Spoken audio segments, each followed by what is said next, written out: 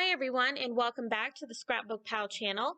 It's Julianne here, and today I'm going to be sharing with you how I created this Christmas card using the Avery Elle Peekaboo Christmas Train set. This stamp set is another adorable set from their Peekaboo collection that Avery Elle offers, and when I saw this set come out, I just knew I had to have it.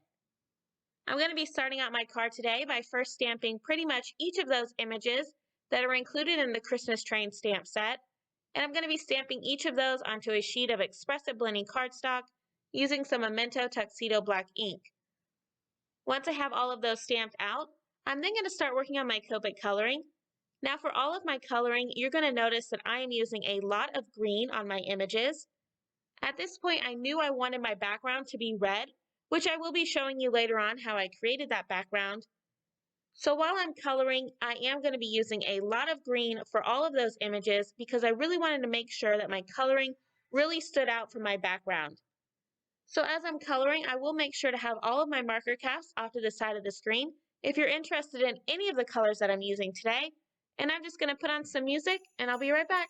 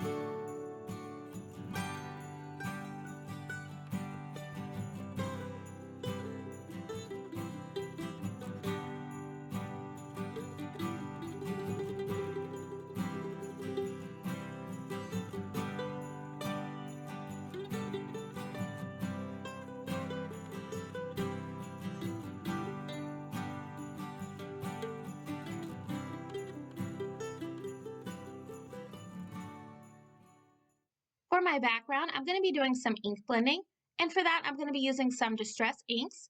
And the colors I'm going to be using today include Ripe Persimmon, Candied Apple, Fired Brick, and finally Black Soot. So I've just placed a piece of Distress watercolor cardstock that is already trimmed down to A2 size, which is 4 1/4 by 5 1/2. And I've just placed that panel on top of my waffle flower media mat.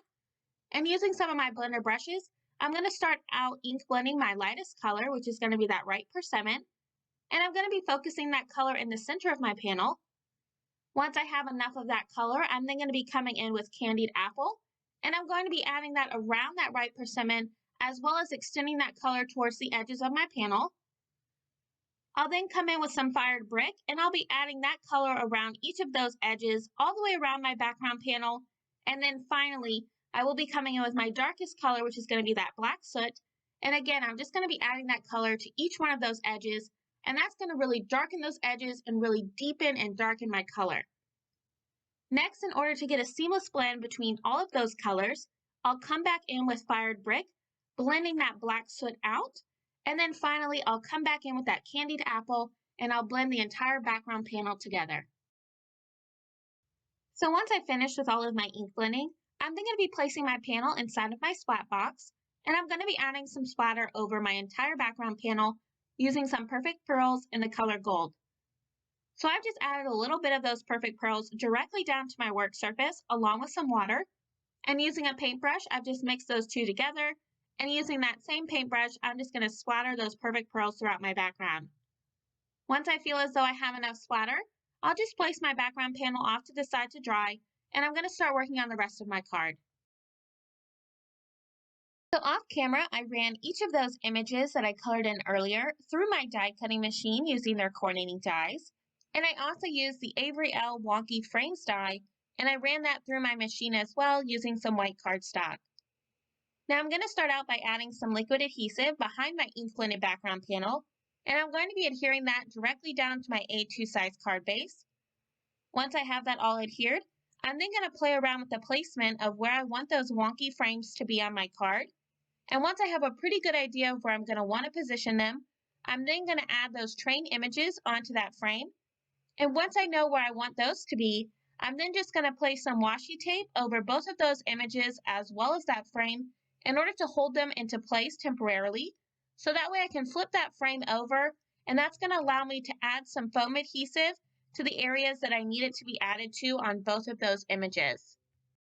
So once I've added all of that foam adhesive behind those images, I'm going to be adhering the wonky frame die cut directly down to my background using some liquid adhesive. Once I have that all adhered, I'm then going to be adhering both of those train images. I'm going to start out by adhering the front train image towards the left-hand side of my card, and I am going to be adhering both of those within the frame. And then I'll adhere the smaller card to the right-hand side of my card.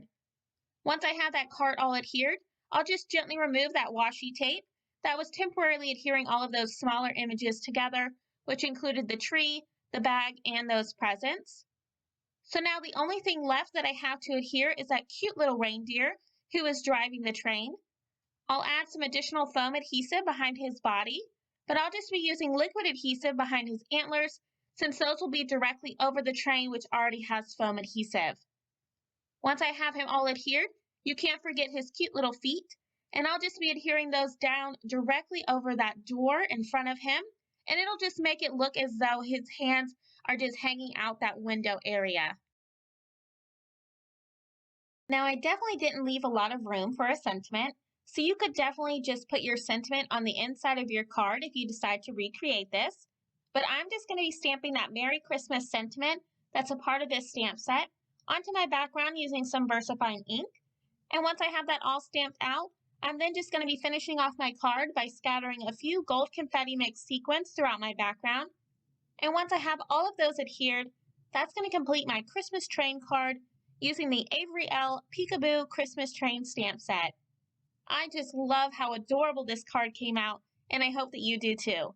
If you did enjoy my video and like this card, make sure to give this video a thumbs up, as well as subscribe to the ScrapbookPal channel for even more card making ideas. If you're interested in any of the supplies I used today, I will have them all listed down below in the description box. And as always, I hope you have a wonderful day. I'll see you next time, and happy crafting!